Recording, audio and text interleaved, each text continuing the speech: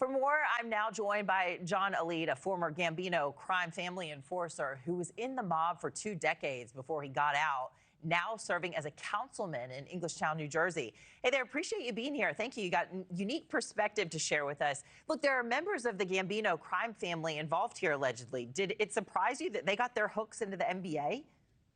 Actually, not at all. I mean, we've been involved, or I used to be involved in the gambling industry, and the mob's got their hands in. It's an industry that brings in trillions of dollars. So obviously, the mafia will be involved in it. But also, the industry is an addiction. So it's easy to maneuver and manipulate some of these guys.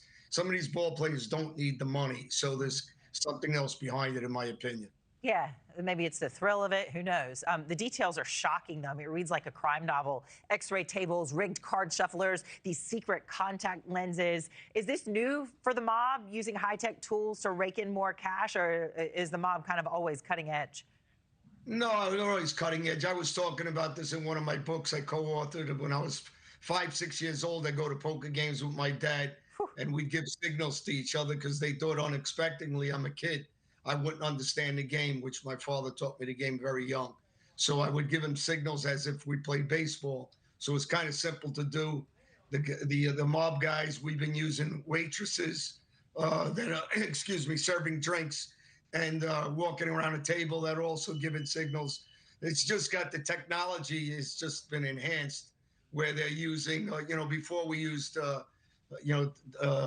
decks that were already marked cards. Now they get sophisticated with it. So it's the same system, just better technology. Right.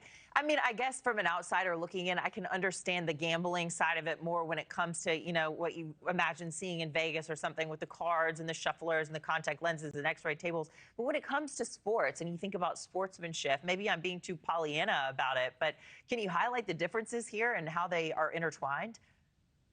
Yeah, well, the problem is, they have an integrity for young kids and, they're playing little league all the way up.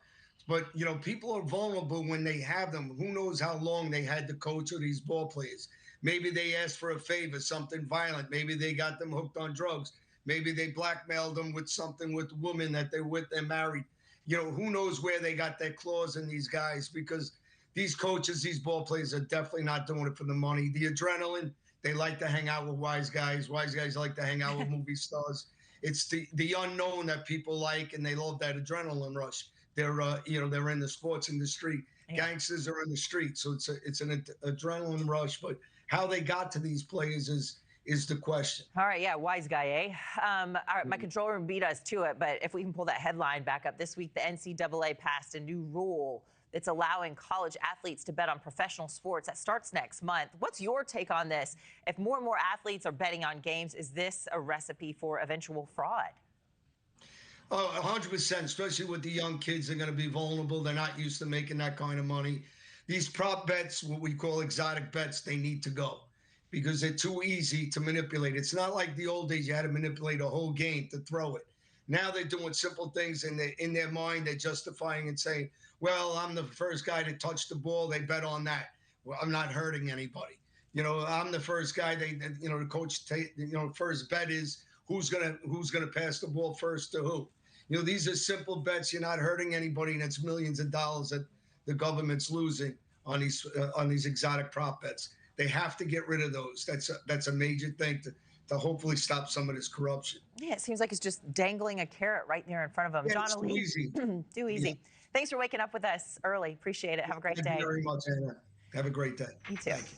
Thank you for watching. Subscribe below and download our NewsNation app right now on your phone, and you will get fact-based, unbiased news for all Americans.